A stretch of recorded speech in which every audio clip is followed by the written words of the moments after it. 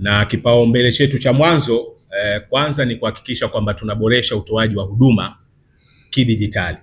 Hili ndio lengo letu la mwanzo, na mkakati huu tunautekeleza kupitia taasisi yetu ya Serikali Mtandao ambayo inashirikiana pamoja na sekta binafsi, asasi za kiraia, asasi za kijamii, ili kuhakikisha kwamba huduma zetu zote zinakuja kutolewa kidijitali. Lakini kwa upande mwingine ni uwajibikaji na uwazi serikalini. Ili kuwe kuna ufanisi, ili kuweza kuwa na uwajibikaji ndani ya serikali, lazima tukubali mageuzi ya kimifumo ambayo inahitajika kwa ajili ya kuweza kulifanikisha hilo. Kwa hili ni lengo la msingi sana, kwamba serikali yetu iwe ni serikali ambayo inaendeshwa kwa ufanisi na watendaji wake wanawajibika, na namna ya kuwajibisha watendaji ni kupitia katika uwekezaji wa kimifumo. Lakini kwa upande mwingine ni kukuza uchumi wa kidijitali pamoja na kuangalia swala zima la namna gani ambavyo TEHAMA itachangia kwenye ajira kwa vijana wetu, hususan wale ambao ni wabunifu, ambao wanatengeneza mifumo, ambao wanafanya ama wako wanaendana na wakati ambao tunakwenda nao kwenye teknolojia hizi ambazo zinaibuka. Tunajua kuna mambo mengi huko ambayo yanaendelea mitaani, kwenye mashule, kwenye innovation hubs mbalimbali ambazo zipo hapa nchini. Kwa hiyo lengo sasa ni kuconsolidate yote yale na kuhakikisha kwamba kile ambacho kinaibuliwa, kile ambacho kinatengenezwa na vijana kinakuwa ni sehemu ya kuchangia katika kuendesha uchumi wa nchi yetu. Lakini pia tunaangalia kwenye kujenga ujuzi wa wananchi wetu katika masuala ya TEHAMA. Ili uwe na uchumi wa kidijitali, manake wananchi wako wote lazima wawe wanauelewa angalau wa kawaida kwenye swala zima la matumizi ya mifumo, kwenye swala zima la matumizi ya vyombo kama hivi hapa, simu, iPads na laptop na vitu vingine kama hivyo. Na mimi ninaamini kwamba chumi ya kisiwa kama cha kwetu hiki cha Zanzibar haina tofauti sana na uchumi nyingine kama vile za Singapore na Taiwan, ambapo ukiangalia wananchi katika visiwa hivyo unakuta kwamba wote wanauelewa mzuri sana wa masuala ya TEHAMA. Kwa hiyo hii ni moja ya vipaumbele vyetu vikubwa sana, kuhakikisha kwamba wananchi wetu wote wa mijini na vijijini wanakuwa wanauelewa wa masuala haya ya TEHAMA. Lakini kwa upande mwingine tunataka kuimarisha usalama wa mitandao na mifumo yetu. Uchumi wa kidijitali lazima uendane na uwekezaji mkubwa katika usalama wa mtandao.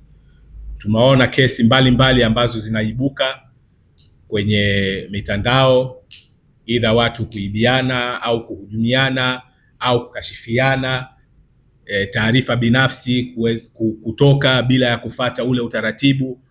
Kwa haya yote ni majukumu yetu ya msingi kama wizara kuhakikisha kwamba tunamlinda mtumiaji, tunamlinda end user, lakini hata yule ambaye anasimamia kwa upande wa wizara kama ni watendaji, basi kuhakikisha kwamba hao wote wanazingatia zile sheria, kanuni ambazo zinatakiwa, ambazo zinamlinda mwananchi na taarifa zake. Wazo ambalo nina furaha kubwa sana kuwafahamisha ni kwamba tayari kama wizara tumeshapitisha sera ya TEHAMA. Sera hii tayari ipo kwa ajili ya matumizi, imepitia hatua zote za vikao vya serikali ambavyo ilitakiwa ipite, na kwa maana hiyo sasa imeshakuwa ni sera rasmi ya TEHAMA ya Zanzibar ya mwaka 2026.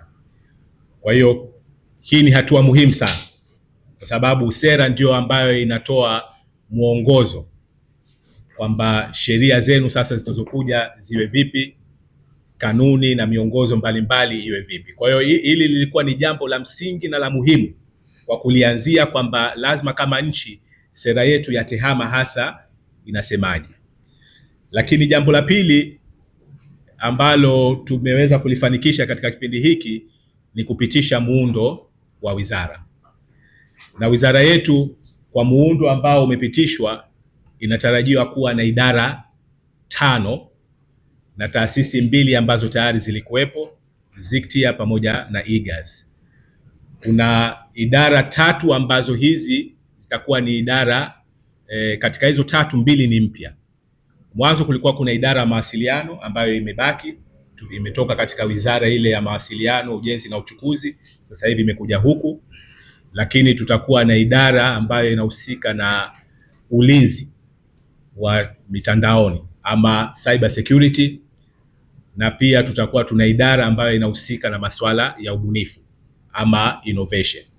Kwa hizi ni wizara tatu ambazo tunasema ni core ya wizara, alafu kuna zile idara nyingine mbili ambazo zinakuwa zinapatikana katika wizara nyingine zote, idara ile ya mipango na idara ya usimamizi na rasilimali watu.